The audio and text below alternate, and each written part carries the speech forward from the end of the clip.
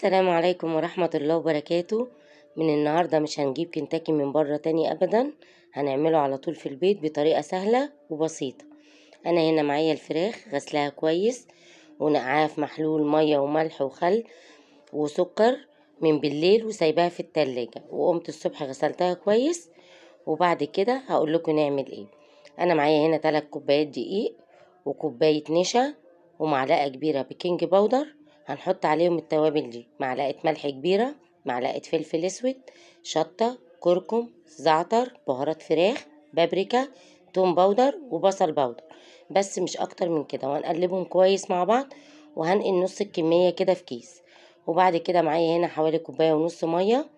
هقلب الخليط ده كده، هنزل بالتدريج عليه. انا عايزة الخليط ده يبقى عامل زي عجينة البانكيك بالظبط، مش عايزاه ولا اتقل ولا اخف من كده. هيوصل معايا للدرجة دي. خلاص كده هو خلص وجهز معايا.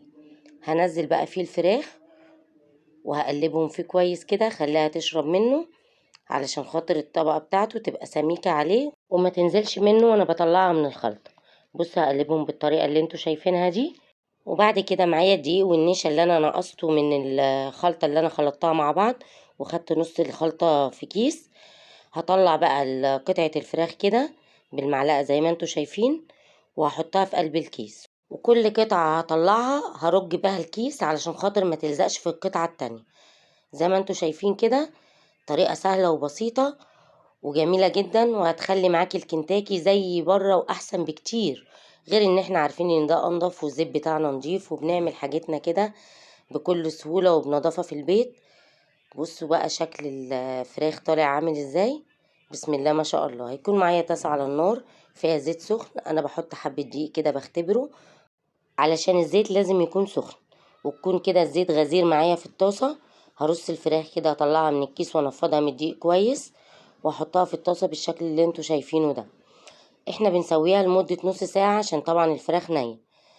في الاول بنحطها 5 دقايق على نار عالية، وبعدين بنوطي لمدة تلت ساعة مع التقليب، وبعد كده اخر 5 دقايق بنعلي عليه النار ونطلعها. بصوا بالطريقة اللي انتوا شايفينها دي، سهلة وبسيطة وما فيهاش اي حاجة، وبصراحة الطعم خرافة. لو عجبكم الفيديو لايك وشير كتير، واشتراك في قناتي مطبخ شامع حلو وحادق، وتفعيل زر الجرس عشان يوصلكوا كل جديد مني. وما تنسونيش بتعليقاتكم الجميلة اللي دايما بتفرحني وبتدعمني.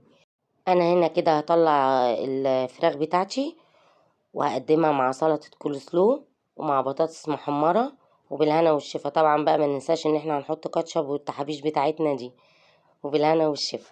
يا ريت تقولي رأيكم في التعليقات، واشوفكم في فيديو جديد، والسلام عليكم ورحمة الله وبركاته.